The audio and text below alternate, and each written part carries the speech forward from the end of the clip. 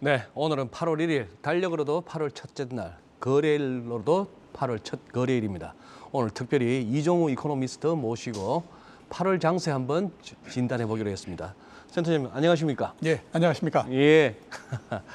자, 이제 7월은 생각보다는 좋았던 달입니다. 예. 이제 코스피 이 정도까지 왔는데 2,500 조만간에 가능할 거로 보십니까? 글쎄 뭐 지금이 2,450이고 네. 2,500 하면 50포인트니까 뭐 50포인트는 언제든지 기술적으로라도 오를 수 있다라고 봐야 되겠죠. 기술, 그러니까 예. 2,500을 갈 수 있느냐 없느냐 하는 것들은 그다지 제가 봤을 때 크게 의미 있는 얘기는 아닌 것 같다라는 생각이 들고요. 보다 더 중요한 부분들은 이번의 상승이 결국에 보면 이제 박스권의 상단이 얼만큼 되느냐 하는 것들을 시장에서 결정을 하는 형태가 될 텐데요. 예. 이게 결정이 되고 나면 올해 주식시장은 이제 거의 다 했다라고 봐야 되죠. 고점도 받고 저점도 받고 이제 연말까지 도대체 주가가 어떻게 될 건지 하는 것도 다 보여주는 거잖아요. 어차피 연말까지 봤을 때 이번에 고점 만들어지는 박스권을 뚫고 나가기가 굉장히 어렵습니다. 그렇기 때문에 이번에 이제 고점이 어디 정도까지 가느냐 하는 것들이 제가 봤을 때 연말까지의 시장이 어떻게 될 거냐 하는 것들을 결정하는 형태가 될 거다라는 보이고요. 네. 또 하나 이제 이렇게 하게 되면 결국에 여러 가지 가격 변수들이 이제 균형점을 찾아간다라고 봐야 되는 거죠. 금리도 굉장히 올랐다가 또 네, 예. 굉장히 후퇴했다가 아마 이 정도를 바닥으로 해서 금리가 추가적으로 좀 더 올라가지 않을까라는 생각이 들고요. 주가도 굉장히 많이 떨어졌다가 일정하게 어느 정도 반등을 하잖아요. 그다음에 환율도 마찬가지고 이렇게 해서 전반적으로 남은 기간 동안에 가격 변수들이 균형을 만들어가는 그런 형태가 된다라고 봐야 되겠죠. 네. 7월에 외국인 투자자가 코스피 시장에서 2조 3천억 원치 지금 순매수를 했습니다. 올해 들어서 최대 순매수 규모인데요. 최근 원달러 환율도 한 달 전에 비해서는 안정적입니다. 오늘 물론 1,300원 위로 다시 올라오긴 했지만 그래도 계속해서 좀 달러 강세가 이어지지는 않을 거라는 생각도 있는데 8월에 좀 반등세를 기대해봐도 좋을까요? 아, 달러 말씀이신 거죠? 네. 예. 이준호 소장님이 저 주전공이신데 저한테 물어보시면 그것도 옛날 얘기입니다. 그렇습니까? 제가 보기에는 1,300원 밑으로 내려올 가능성이 있지 않을까라는 생각이 듭니다. 그러니까 그동안의 원달러 환율이 뭐 1,300원을 가고 굉장히 약세가 되고 그랬던 가장 큰 이유는 다른 어떤 것보다도 달러 강세였기 때문에 그렇죠. 그렇지 않겠습니까? 네, 그런데 달러도 이 정도 되면 이제 추가적으로 강세는 쉽지가 않을 것 같다라는 생각이 듭니다. 1년 전에 달러 인덱스가 90이었고 이번에 가장 많이 올라갈 때 109까지 올라갔잖아요. 그러니까 거의 20% 정도가 절상이 됐다라고 봐야 되거든요. 그러니까 단순하게 봤을 때도 1년 정도의 20% 절상이면 폭 자체가 굉장히 크다라고 봐야 될 것 같고 그다음에 또 나머지 우리가 부분들을 본다고 하더라도 유럽이 금리를 0.5%포인트 인상하면서 처음 이제 금리 인상에 발목을 뗐잖아요. 처음 시작을 빅스텝으로서 시작을 한 거거든요. 그러면 하반기 한번 보면 유럽도 계속해서 금리를 올린다라고 봐야 될 것 같거든요. 예. 그다음에 또 미국은 남은 기간 동안에 글쎄 얼마나 올릴지 모르지만 특별한 일이 없다라고 하면 아마 나머지 기간 전부를 통틀은다고 하더라도 1%포인트 이상 올라가기는 좀 어렵다라고 봐야 되겠죠. 그렇게 되면 상반기만 하더라도 미국이 일방적으로 금리를 인상하고 했었는데 그 구도가 조금 바뀌는 거니까 예. 그런 측면에서 봤을 때는 달러의 굉장한 강세 이 부분들은 조금 좀 약해지지 않을까라는 생각이 들고 그렇게 되면 이제 원달러 환율이 상대적으로 원화가 좀 이제 강세가 될 수 있는 그런 흐름으로 좀 바뀌지 않을까. 라는 생각이 좀 듭니다. 어떻게 좀 전에 제가 뭐 더 살짝 언급은 했습니다만 우리 센터장님 보시기에는 지금 우리 무역 수지 추이는 어떻게 크게 걱정은 안 하십니까?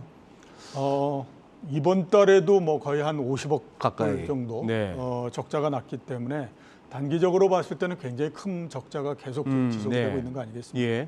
그러니까 당연히 보면 좀 문제가 있을 수 있다라는 생각이 드는데 예. 그 7월 달에 무역 적자가 발생한 요인도 가장 큰 것이 역시 이제 에너지 가격 상승 예. 부분이죠. 그러니까 그 작년도 대비해서 에너지를 우리가 그 수입하는 데 들어가는 돈이 100억 불 이상 더 들어가 버렸기 때문에 당연히 그에 따라서 생기는 영향이 있다라고 봐야 되거든요. 근데 이제 7월 달 정도서부터 보면 WTI 가격이 100불 밑으로 내려오는 그런 게 됐지 않습니까? 예. 그러니까 조금은 좀 개선이 된다라고 봐야 되겠죠. 근데 이제 그게 극적으로 개선이 돼가지고 다시 이제 흑자가 나오고 이르기까지는 조금 아마 시간이 걸리지 않을까라는 생각이 들거든요. 왜냐하면 유가가 한 70불 정도까지 떨어지고 그런다 그러면 뭐 단기적으로 굉장히 가능하죠. 근데 네. 제가 생각했을 때 지금에서 과연 유가가 70불까지 떨어지고 이러는 건 없을 것 같고 당장에 보면 90불대 정도에서 균형을 만들지 않을까라는 생각이 들거든요. 그거 우리가 감안하게 되면 여기에서부터 무역 적자가 줄어들기는 하겠지만 아주 극적으로서 반전이 되기는 어렵다라고 봐야 되겠죠. 네. 자, 그럼 이번에는 미국 얘기를 한번 해보겠습니다. 그러니까 미국 증시 역시 이제 반등세 월가 전문가들이 지금 갑로늘막이 나오고 있는데 센터장님 생각은 어떠신가요? 지금 반등세를 계속 이어갈 거라고 보시나요? 지금 정도 올라왔으면 미국 시장도 이제 굉장히 낮다라고 하는 거는 조금 이제 해소가 됐다라고 보여요. 그러니까 그 나스닥이 제일 낮을 때가 1,500 정도였고 지금이 보면 한 11,400, 뭐 500 이 정도 예, 이 정도 예, 되지 않습니까? 예. 그러니까 상당폭 올라왔다라고 봐야 되거든요. 11,500이 아니라 12,500이네요. 그래서 그러니까 대충 보면 한 15% 정도 상승을 그렇죠. 한 거거든요. 저점 대비는. 그러면 그동안에 떨어진 것도 있지만 반등 자체도 15% 정도 됐으면 그렇게 작게 된 거는 아니다라는 생각이 들거든요. 그러면 이제는 그렇게 뭐 나스닥 주가가 낮아서 이런 것들은 아닐 것 같고 그 이제서부터는 우리나라하고 제가 봤을 때도 똑같은 형태가 될 거라고 보입니다. 그러니까 일정하게 어느 정도 주가가 박스권 내에 들어가는 이런 형태가 될 걸로 그렇게 보이는데 특히 이제 그 7월 중순을 넘으면서부터 나스닥의 상승이 다른 어떤 나라, 특히 우리나라 코스피 올라가는 것보다 훨씬 더 예, 빠르게 올라갔잖아요. 맞아요. 그거는 이제 종목의 차이 때문에 그런 거거든요. 그러니까 빅테크 종목이나 이런 것들이 나스닥에는 있고 우리는 없고 이렇기 때문에 그 차이가 난 건데 지금은 보면 빅테크 주식들도 가격이 결코 그렇게 낮다라는 생각은 잘 안 들어요. 이제 어느 정도는 좀 반등을 했다라는 생각이 들거든요. 그렇게 되면 지금에서 더 크게 내려가고 이러는 거는 그렇게 쉬운 일은 아니다. 그렇게 봐야 되겠죠. 지금 우리 시청자분, 애청자분들의 채팅방에서도 분위기가 재밌습니다.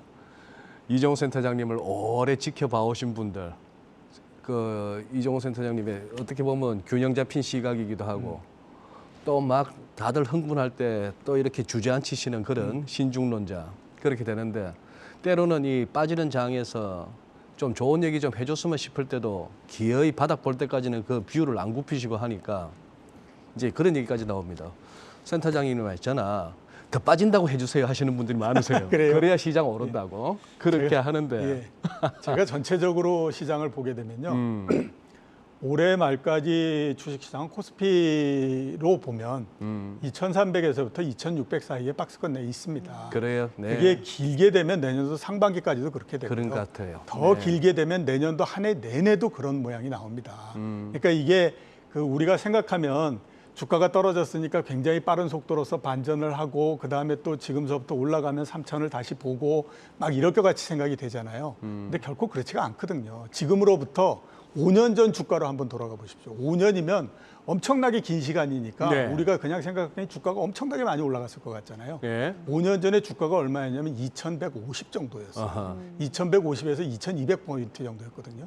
그러면 5년 전에 우리가 한번 생각해 보면 5년에 주가가 200포인트 올랐을 거다라고 생각하면 누가 거기에 대해서 그게 맞다라고 얘기를 할 수 있겠습니까? 아무도 그거는 찬동하지 않았을 거예요. 네. 지금에서 지금에서 우리가 내년도 이렇게 주식시장을 쭉 볼 때 여기에서 제 생각으로는 흥분도 가라앉혀야 되고요. 너무 비관도 하지 말아야 네, 되고 네. 가장 중요한 건 뭐냐면 여기에서 합리적으로 생각했을 때 어떻게 될 것이냐 하는 것들을 고려를 해야 되는데 그런 측면에서 봤을 때 과연 주가가 그 박스권 내를 크게 뚫고 나올 수 있을 건가 하는 거에 대해서는 별로 그렇게 제가 봤을 때는 자신은 없다 이렇게 그래요. 봐야 되죠. 그리고 센터장 나오신다길래 제가 꼭 한번 여쭤보고 싶은 게 있었는데 지난주 이번 7월 FMC 이후에 월가 시황에서 나오는 얘기가 연준의 도비시 피봇이라 해가지고 굉장히 긴축적으로 강하게 인플레 잡으려면은 뭐 경기 침체도 불사하겠다는 듯이 해오던 연준이 살짝 톤이 이제 완화적으로 간다 뭐 이런 식으로 이제 받아들이면서 증시가 급반등을 했다라는 그런 식의 뉴욕 시황이 많이 보입니다. 센터장님 보시기에 7월 달에 연준이나 파월 의장이 6월하고 달라졌습니까? 현재까지는 그렇게 크게 달라진 건 없는데요. 네. 시장에서 판단했을 때는 이대로 가지는 못할 거다라고 생각을 하기 이대로를 때문에. 하시면. 그러니까 지금처럼 금리를 인상하고 이렇게 아, 못 간다라고 아, 보는 아. 거죠. 왜 그러냐면 지금처럼 금리를 올리게 되면요. 이거는 필히 금융 위기가 발생하거나 이렇게 될 가능성이 굉장히 높습니다. 그러니까 지금까지 막 이렇게 빠른 속도로서 금리를 인상하고 이랬던 거는 오직 이제 물가 하나를 잡겠다라고 해가지고 막 난리를 친 네. 거잖아요. 근데 그렇게 물가를 잡는 건 좋은데 물가를 잡음으로 해가지고 우리가 치러야 되는 비용이 얼마큼 되느냐 하는 부분들도 굉장히 그 우려가 될 수밖에 없는 거거든요. 근데 시장에서 보기에는 이 상태대로 빠른 속도로서 계속 금리를 올리면 이건 필히 난리가 난다라고 생각을 하는 거죠. 그러니까 시장에 참여하는 사람들은 어떻게 생각하냐면 연준이 제대로 정신이 바뀌었다라고 하면 이 상태로 가지 않을 거다라고 하는 기대를 하고 있는 거죠. 저도 그렇게 생각을 하고 있는데요.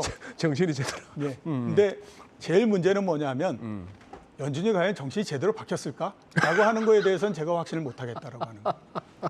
제가 작년도에 나와서도 아마 그 말씀을 드렸던 것 같은데 30년 후에 경제 사가들이 지금의 연준을 판단한다면 뭐라고 얘기를 할까? 그때 제가 이 얘기를 했거든요. 한심한 인간들이 모여서 한심한 짓거리만 하고 있었다. 그러니까 지금도 그 한심한 거에서 벗어나지 못하고 있는 상태죠. 그게 가장 걱정이 될 뿐이지 시장에서의 사람들은 합리적으로 생각한다라고 하면 여기에서 속도를 늦출 거다라고 생각하고 있는 겁니다. 예. 그리고 미국의 2분기 GDP가 발표가 됐죠. 2분기 연속 역성장에 지금 경기 침체 얘기가 나옵니다. 근데 하지만 바이든 행정부나 지금 파월 의장이나 경기 침체에 대해서는 선을 긋고 있는데 이게 한심한 행동일까요? 아니면은 경기 침체가 아닌 경기 둔화로 보시는지 궁금합니다. 경기 침체가 안 될 거다라고 그다음에 연착륙 할 거다라고 얘기하는 건 그건 바람인 거죠. 바람이 어떻게 뭐 그 현실이 될 수 있겠습니까? 제가 봤을 때 지금 투자를 하거나 뭘 하거나 경기 침체가 된다라고 하는 가정하에서 하는 것이 맞지 네. 여기서 경기 침체가 안 된다라고 생각하는 것 자체는 그거는 별로 그렇게 합리적이지 않다라고 봐요. 자, 우선 한번 보시죠. 2008년도에 금융위기가 났잖아요. 그리고 2009년도서부터 경기가 좋아지기 시작합니다.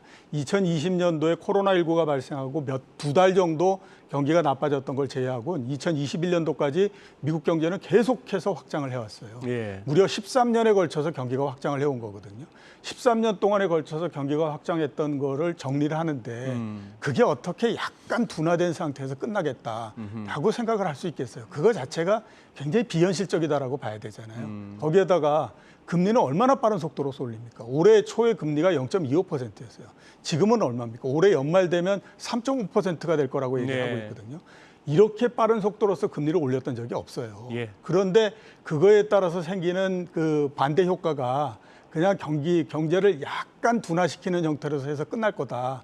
그거는 진짜 바람인 거죠. 그렇게 그렇게 얘기하는 거는 다른 사람들한테 안심을 해라라고 해서 얘기를 할 수는 있어도 그런 기조로 정책을 폈다가는 큰일 납니다. 그래요. 그러면 이제 뭐 마지막 질문이 될 것 같습니다. 얼추 이제 센터장님의 뷰는 대충 감을 잡았습니다. 여기서 무슨 뭐 추가 급락 갖다가 걱정하는 것도 조금 오바고 여기서 뭐 매물 소화도 안 되고 손절도 제대로 안 되고 다들 버티기만 하는 와중에 V자 반등을 기대하는 것도 아니고 그런 와중에 자 8월 그러면은 어떤 변수, 어떤 지표를 유의하면 될까요, 우리 투자자분들? 뭐 가장 큰 부분들은 외부에서 나오는 변수들은 그렇게 뭐 강하지 않습니다. 네. 그러니까 제가 봤을 때는 미국의 인플레가 이 7월 달 숫자가 6월 달에 9.1보다는 떨어질 걸로 그렇겠죠. 보이거든요. 아무래도. 근데 떨어진다고 하더라도 그래서 주가가 오를 거냐? 그건 하루 이틀 정도지 네. 계속해서 가지는 않습니다. 그렇기 때문에 그 8월 달에서 전체적으로 볼 거는 앞에서 제가 말씀드렸던 것처럼 박스권이 될 텐데 예. 그 고점이 어느 정도 될 거냐 하는 것들을 보셔야 되고 두 번째는 우리나라 코스피 같은 경우에 2,300에서부터 올라올 때 예. 대형주들을 중심으로 해서 갔잖아요. 예. 근데 이게 계속 가지는 못한다라고 하는 거예요. 왜냐하면 가격이 일단 한 번 정도 그래도 바닥에서부터 어느 정도 올랐기 때문에 낮은 가격이라고 하는 것이 해소가 된 상태거든요. 그러면 그게 그 다음 매기는 어디로 갈 거냐? 정말로 중소형주로 넘어갈 거냐? 아니면 시장이 여기서 끊어져 가지고 다시 박스권의 하단을 향해서 갈 거냐? 이거를 보는 것이 가장 중요하다라고 봐야 됩니다. 그래요. 알겠습니다. 예. 오늘도 막힘없이 시원시원하게 어차피 답은 없지만 우리 또 이종호 센터장님의 뷰를 명쾌하게 한번 듣는 시간이었습니다. 고맙습니다. 예, 고맙습니다. 예.